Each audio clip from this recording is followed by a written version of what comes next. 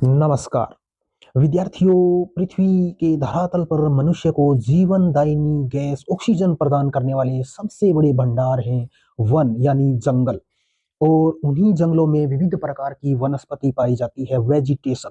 तो आज हम इस वेजिटेशन वनस्पति के टॉपिक का अध्ययन करेंगे। इस टॉपिक में हम जानेंगे कि वन और वनस्पति में क्या अंतर होता है, भारतीय वन स्थिति रिपोर्ट कैसे जारी की जाती है, वनावरण और वृक्षावरण में क्या अंतर है, वन नीति क्या होती है, और भारत की नवीनतम वन रिपोर्ट से संबंधित कुछ बेसिक तथ्यों के साथ साथ हम भारत में वनों का वर्गीकरण है उसका भी अध्ययन करेंगे। तो सबसे पहले हम जानते हैं कि वन क्या होते हैं। विद्यार्थियों, बिना मानवीय हस्तक्षेप के प्राकृतिक रूप से उगने वाली वनस्पति जिसे हम जंगल कहते हैं, और विस्तृत प्रदेश में जब ये वृक्ष मौजूद होते हैं तो उसे हम फॉरेस्ट या वन कहते हैं। तो वो वृक्ष या वृक्ष आवरण जो राजस्व विभाग के द्वारा अधिसूचित होता है उनको हम वन क्षेत्र में शामिल करते हैं। इसमें ये बात ध्यान देने योग्य है कि ऐसा क्षेत्र उसमें वन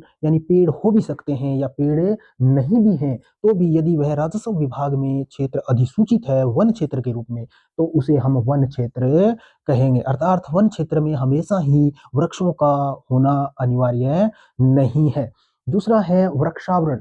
तो भारतीय वन स्थिति रिपोर्ट होती है उसमें वृक्षावरण नामक एक पॉइंट भी होता है। तो यह एक ऐसा क्षेत्र होता है जो वृक्षों से आच्छादित होता है, यानी इसमें हमेशा वृक्ष होंगे और वृक्षों का एक विस्तृत आवरण होगा, उसे हम वृक्षावरण में शामिल करते हैं। तो इस प्रकार वन क्षेत्र और वृक्षावरण दोनों में अंतर स्पष्ट हो गया होगा। अब हम आते हैं वन नीति। भारत में वन नीति ब्रिटिश काल में सर्वप्रथम लाई गई 1894 ईस्वी में, तथा स्वतंत्र भारत में जो पहली वन नीति है वो 1952 में प्रस्तुत की गई।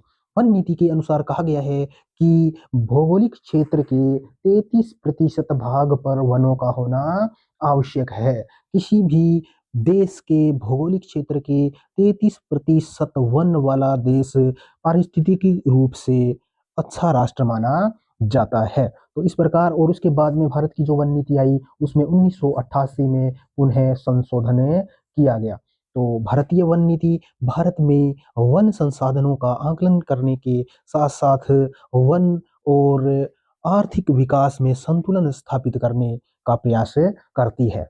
अब आइए हम चलते हैं कि भारत में एक संस्था बनी हुई है जिसको कहते हैं हम forest survey of India, FSI। ये फॉरेस्ट सर्वे ऑफ इंडिया है जो भारत के पर्यावरण वन मंत्रालय के अंतर्गत कार्य करती है, और इसका गठन किया गया था 1965 में, तथा इसका नाम जो कि भारतीय वन सर्वेक्षण संस्थान जो नाम पड़ा था वो 1981 में दिया गया था। तो यह जो संस्था है यह भारत में वन संसाधनों का आकलन करती है तथा प्रति 2 वर्ष पश्चात एक वन रिपोर्ट जारी करती है जिसे भारतीय वन रिपोर्ट के नाम से हम जानते हैं। तो यह रिपोर्ट 1987 से प्रति 2 वर्ष के पश्चात यह लगातार प्रकाशित कर रहा है। तो भारतीय वन सर्वेक्षण संस्थान है, यह प्रति 2 वर्ष के बाद भारतीय वन सर्वेक्षण की रिपोर्ट प्रस्तुत करता है। वर्तमान में भारत के वन एवं पर्यावरण मंत्री हैं श्री भूपेंद्र यादव, और इन्होंने अभी हाल ही में एक नवीनतम वन रिपोर्ट जारी की है, IFSR Indian forest survey report 2023, जो कि 18वीं वन रिपोर्ट है, और यह जारी की गई थी 21 दिसंबर 2024 को। तो 21 दिसंबर 2024 को जारी की गई भारत की नवीनतम वन रिपोर्ट जो कि 18वीं वन रिपोर्ट है। इसमें बताया गया था कि भारत में जो वन आवरण और वृक्षावरण का जो क्षेत्र है वो है 8,27,357 वर्ग किलोमीटर, जो कि भारत के भौगोलिक क्षेत्र का 25.17% है। अर्थात जो वन नीति में कहा गया था कि न्यूनतम जो क्षेत्र है वो 33% वन आवरण वृक्षावरण वाला होना चाहिए, उससे कम है भारत का जो वनावरण और वृक्षावरण है वो 25.17% है। इस रिपोर्ट में जो वनावरण का क्षेत्र है वो है 21.76%, और वृक्षारोपण का जो क्षेत्र है वो है 3.41%, और दोनों मिलाकर के यह क्षेत्र हमारा होता है 25.17%। आइए अब हम चलते हैं कि सबसे अधिक वृद्धि जो है वो 2021 की तुलना में, क्योंकि पिछली जो रिपोर्ट थी 2 साल पहले, जो 2021 की वन रिपोर्ट मानी जाती है और ये नवीनतम वन रिपोर्ट है, ये 2023 की मानी जाती है। तो 2021 की जो वन रिपोर्ट थी उसके बाद में इस वन रिपोर्ट के अनुसार भारत में जो वृद्धि हुई है वन क्षेत्र की, वो हुई है 1445 वर्ग किलोमीटर की, अर्थात यहाँ पर सकारात्मक वृद्धि हुई है। यह एक प्रसन्नता का विषय है। तो भारत के वन क्षेत्र में IFSR 2023 के अनुसार जो वनों में वृद्धि हुई है वो हुई है 1445 वर्ग किलोमीटर।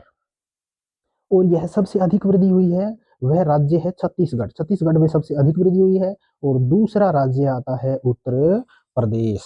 इसके बाद में वनावरण में अधिकतम वृद्धि जो हुई है वो राज्य है गुजरात। तो इस प्रकार वनावरण और वृक्षावरण दोनों मिलाकर के जो सबसे अधिक वृद्धि वाला राज्य है वो छत्तीसगढ़ है, और केवल वनावरण में सबसे अधिक वृद्धि वाला राज्य है वो गुजरात है। तो ये नवीनतम आंकड़े हैं हमारी वन रिपोर्ट के। इसी प्रकार क्षेत्रफल की दृष्टि से सबसे अधिक वन वाला राज्य कौन सा है, वनावरण वाला राज्य कौन सा है, तो वह मध्य प्रदेश है, जो कि पहले भी मध्य प्रदेश ही था। तो सबसे अधिक क्षेत्रफल की दृष्टि से सबसे बड़ा राज्य है मध्य प्रदेश वनों में, और अरुणाचल प्रदेश दूसरा बड़ा राज्य है। इसी प्रकार से अपने भौगोलिक क्षेत्र के प्रतिशत की दृष्टि से सबसे बड़ा राज्य आता है, वो केंद्र शासित प्रदेश है हमारा, राज्य नहीं है, लक्षद्वीप। और राज्य आता है मिजोरम, जो कि दूसरे स्थान पर है। तो ये सबसे बड़ा राज्य आ जाता है मिजोरम। तो इस प्रकार जो हमारी भारतीय वन रिपोर्ट है वो भारत में वनों की स्थिति का आकलन करती है तथा हमें बताती है कि हमारे आर्थिक विकास के साथ साथ हम हमारे वनों के प्रति कितने संवेदनशील हैं। आइए अब आगे हम अध्ययन करेंगे भारत में वनों का वर्गीकरण का।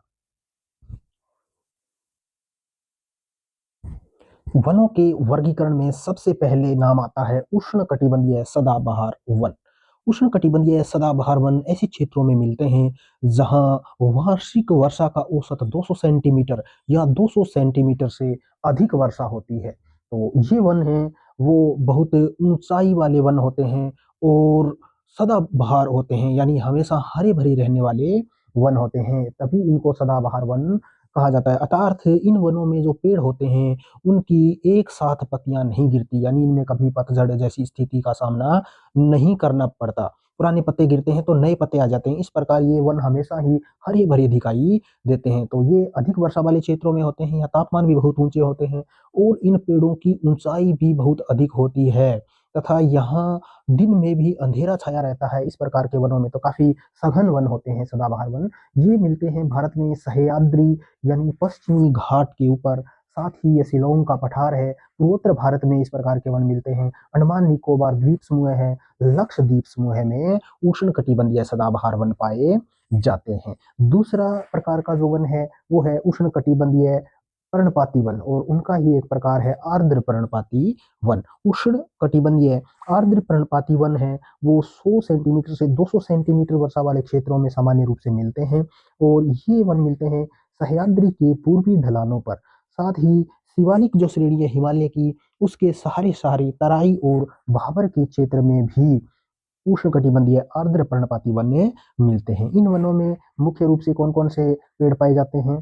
सागवान है, शीशम है, आम है, महुआ है, त्रिफिला है, चंदन है और बांस है। ये सभी उष्ण कटिबंधीय आर्द्र पर्णपाती वनों में मिलने वाले वृक्ष हैं। इसी प्रकार जो सदाबहार वन है इनमें मिलने वाले मुख्य वृक्ष कौन कौन से हैं? तो इनमें मिलते हैं महोगनी, जारुल, आबुनस, बांस, सिंकोना, बैंत और रबड़। ये सभी सदाबहार वनों में मिलने वाले वृक्ष हैं। तो इस प्रकार अर्ध पर्णपाती वन है जिसमें मुख्य जो वृक्ष है वो सागवान माना गया है।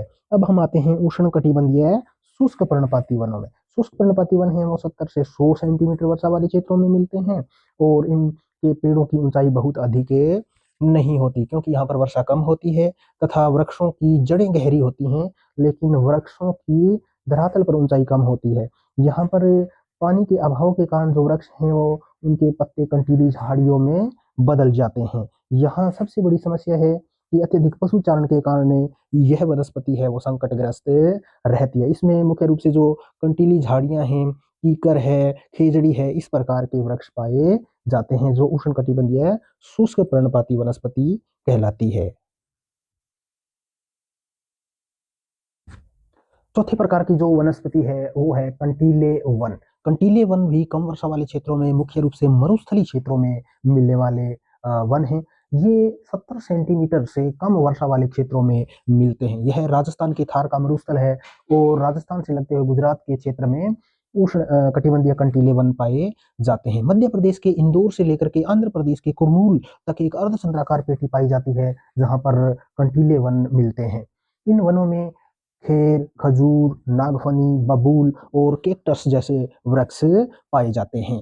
पांचवें प्रकार के जो वृक्ष हैं वो हैं पर्वतीय वन, यानी पर्वतीय क्षेत्रों में एक ऊंचाई पर मिलने वाले वृक्ष वृक्षाच्छादित क्षेत्र होते हैं जो पर्वतीय वन कहलाते हैं। और पर्वतीय वन जो है इनमें वनस्पति की भिन्नता मिलती है। यह उष्णकटिबंधीय से लेकर के अल्पाइन तक की वनस्पति यहाँ पर पाई जाती है। भिन्न भिन्न ऊंचाइयों पर भिन्न भिन्न प्रकार के पेड़ पाए जाते हैं। जैसे 1500 मीटर की ऊंचाई तक पर्णपाती वन मिलते हैं। 1500 से लेकर के 3500 मीटर की ऊंचाई पर कोणधारी वन मिलते हैं जो मुलायम लकड़ी वाले पेड़ होते हैं। इन वनों में मुख्य रूप से देवदार, चीड़, सप्रूस, फर, पाइन आदि वृक्ष मिलते हैं। इसके बाद आता है ज्वारीय वन। ज्वारीय वन है जो नदी के डेल्टाई भागों में और दलदलीय क्षेत्रों में मिलते हैं। इन वनों में मुख्य रूप से मैंग्रोव, सुंदरी, कैजुरीना, केवड़ा और बेंदी जैसे वृक्ष मिलते हैं। इन 6 प्रकार के वृक्षों के अलावा जो भारत का एक राजकीय वर्गीकरण किया गया है एक तरीके से सरकार के द्वारा, वो 3 प्रकार के वन होते हैं। तो वो कौन कौन से हैं? सबसे पहले आता है रिजर्व फॉरेस्ट, यानी आरक्षित वन जिनमें किसी भी प्रकार की मानवीय गतिविधियां नहीं की जा सकती, और इस प्रकार के वन हैं वो भारत में 53% भाग पर फैले हुए हैं। दूसरे प्रकार के वन होते हैं प्रोटेक्टेड, जिन्हें संरक्षित वन कहते हैं। ये भारत के 29% क्षेत्र में फैले हुए हैं। प्रोटेक्टेड वनों में अनुमति लेकर के मानवीय गतिविधियां की जा सकती हैं, जैसे कि कोई पर्यावरण से संबंधित डॉक्यूमेंट्री बनाना है या कोई अन्य कार्य करने हैं, तो ये प्रोटेक्टेड वन है, वो संरक्षित क्षेत्र के वन कहलाते हैं। तीसरा जो वन आता है वो होता है अनक्लासिफाइड, और वो भारत में है 18%। अनक्लासिफाइड में सरकार की तरफ से किसी भी प्रकार का प्रतिबंध नहीं होता। भारत में वनों को संरक्षण करने के लिए वन संरक्षण अधिनियम 1980 भी आया हुआ है। इस प्रकार भारत में वनों का बहुत महत्व है। धन्यवाद।